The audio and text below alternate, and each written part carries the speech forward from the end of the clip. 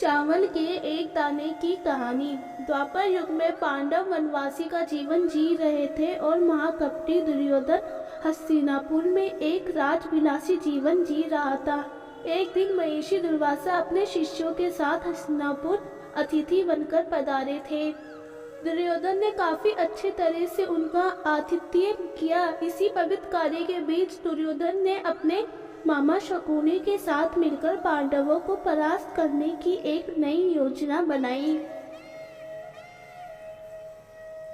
जब महिषी दुर्वासा ने कहा कि हम अब भोजन करेंगे, तब दुर्योधन बोला कि ऋषियों को भोजन कराना तो एक महापुण्य का कार्य है, लेकिन महिषी दुर्वासा मैं आपसे अनुरोध करता हूँ कि इस महापुण्य को प्राप्त करने का अवसर मैं अपने बड़े भ्राता युधिष्ठिर को देना चाहूँगा।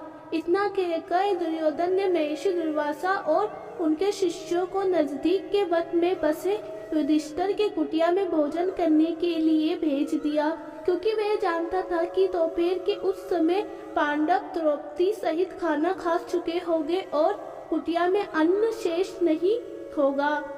कुछ ही समय में महिषी दुर्वासा अपने शिष्यों के साथ पांडव की कुटिया के सामने थे।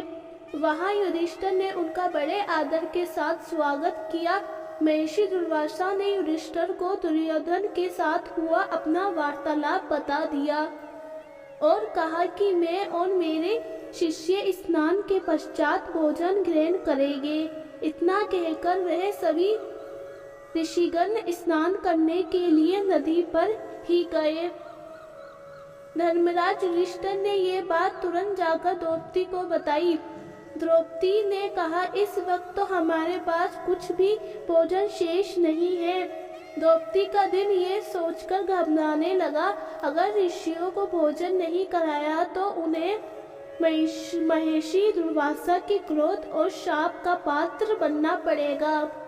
उस कठिन घड़ी में द्रौपदी अपने मित्र सखा कृष्ण को याद करने लगी। उसी वक्त लीलाधर कृष्ण ने द्रौपदी की कुटिया के अंदर प्रवेश किया। उन्हें देखते ही द्रौपदी उनके पास दौड़ती हुई गई और उन्हें अभिवादन करके अपनी समस्या बताने लगी। कृष्ण ने कहा, द्रौपदी तुम्हारी समस्या को कुछ समय के लिए भूल जाओ और सबसे पहले मुझे कुछ खाने को दो, मुझे बड़ी जोरों की भूख लगी है। तब द्रौपदी ने अक्षय पात्र लाकर कृष्ण के हाथ में दे दिया, साथ ही अपनी समस्या भी बतलाई। महिषी दुर्वासा और उनके शिष्य कुछ देर में भोजन करने के लिए आने वाले हैं, लेकिन घर में तो जरा सा भी भोजन शेष नहीं है।